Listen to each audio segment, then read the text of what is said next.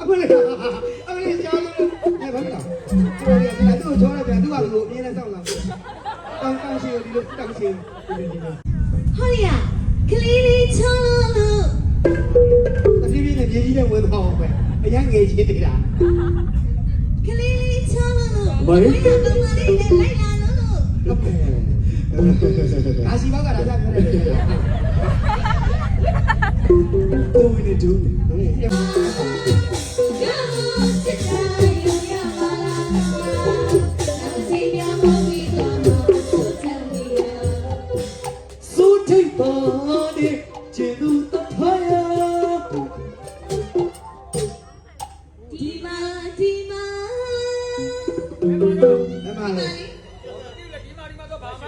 အဲ့ဆိုလေဒီဘက်ကပြန်ပြောလိုက်လေဟိုမာ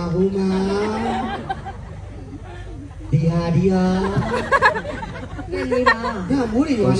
ညမိုးတွေရွာငါတိရှိတယ်တောင်းတကုန်းမှာကောက်ပြောင်းလို့ဆိုတော့ရှိရအသိကြီးရဲ့အထောင်ကြိုက်တခုတော့ပြောပြညအထီးဆိုတာပြန်မပြောဘူးတူတူလေဟမ်ဘယ်လိုတွေလဲတက်ပုံနေလားခီးလေးပြပါအောင်နဲ့ပေးလိုက်တာဘုံညောင်းအထီးလေးဒီမှာဟောတယ်လေကိုလူချောလို့အခုလေကြားလို့ဘာဖြစ်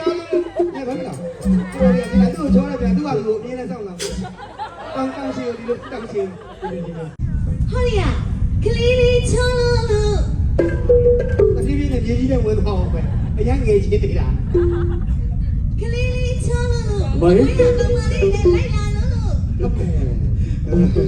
ဒါစီဘောက်ကဒါကြပြောတယ်တိုးနေတူပြန်ဝင်တယ်ပြန်ဒီကလေးသူမင်းလေးစတဲ့လူတွေလားဒီမှာစော်ဒီတွေလုံးလုံးဒီမှာ ဒီလိုခေကိုအောင်လို့ချောလို့ဟောမီလို့အခုတော့အမေအတန်ကဝင်လာဒီတနာယူနေပြီမသိပါဟောမီလို့လားမမီဘူးလားမမီဒီမှာအမေဆိုလေကိုအောင်လို့ချောလို့ဒီလိုခေဒီမှာအဲ့လိုမြင်တာပေါ့ဘယ်လိုကစုဖို့ဒီမှာ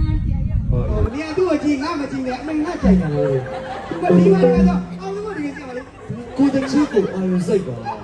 စမ်းဖို့တဲ့နေငါသိရတော့ဘာလို့လို့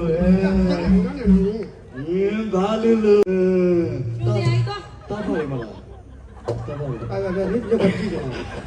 အောင်လို့တော့ကိုတာအားပါပဲဝင်ဒီမှာစုဖို့အော်ကိုလူချောလို့